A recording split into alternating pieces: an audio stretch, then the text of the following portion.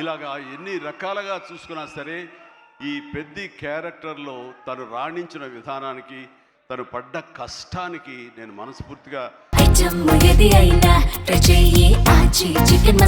ఆచి చికెన్ మసాలా నా అభినందనలు తెలియజేస్తూ మరొక ఎన్నో విషయాలు చెప్పాలి. అందులో మరొక విషయం ఏంటంటే ఆర్టిస్టులు అనేవాళ్ళు వాళ్ళ క్యారెక్టర్లో ఎమోషన్ వాళ్ళు ఓన్ చేసుకుని ఫీల్ అవ్వాలి తప్ప వాళ్ళు ముఖవళికలతోటి, ఫేషియల్ ఎక్స్ప్రెషన్స్ తోటి, ఫేషియల్ మజిల్స్ తోటి రాణించి రక్తి కట్టించాలన్నది పెర్ఫెక్ట్ యాక్షన్ కాదు.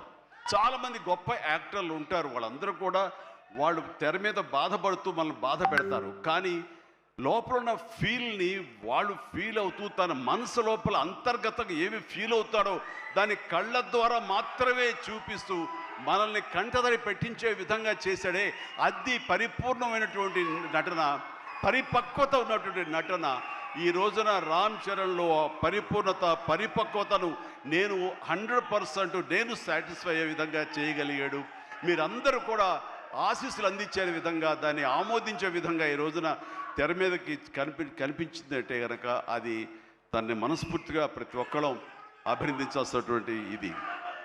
ఇక సినిమాని మనసుతోటి ఎలా ఫీల్ అయ్యి చేశాడో అది అలా ఎగ్జిబిట్ అయింది కాబట్టి మన మనసును తాకాడు.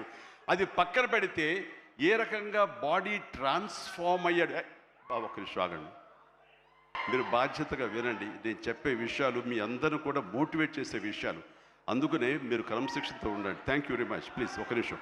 మీరు ప్రతి వాళ్ళకి ఒక ధ్యేయం ఉండాలి. ఆ ధ్యేయంని మనం ఓన్ చేసుకోవాలి. ఆ గోల్ వైపు వెళ్ళేందుకు ఫిజికల్ కష్టం సరే ఎలా పడాలంటాలో ఈ రోజున ఒక స్టార్ కొడుకు గోల్డెన్ స్పూన్తో పుట్టాడు. చరణ్కి అవసరం లేదు, డైరెక్టర్ ఏం చెప్పాడు అది మెకానికల్గా చేసి వెళ్ళిపోతే ఇదే సినిమా ఇదే హిట్ అవుతుంది, ఇంతే అవుతుందేమో తెలియదు, కానీ దాన్ని మించి అయ్యింది, బియాండ్ 100% అయ్యింది అంటే కనుక చరణ్ వన్ మ్యాన్ షో అంటున్నాడన్న. మీరందరి చేత నేషనల్ అవార్డు వస్తుంది.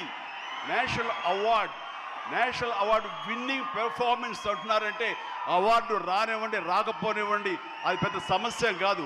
ఈ రోజున రంగస్థలాన్ని కూడా రావాలని నాతో సుకుమార్ గారు ఎన్నోసార్లు అన్నారు.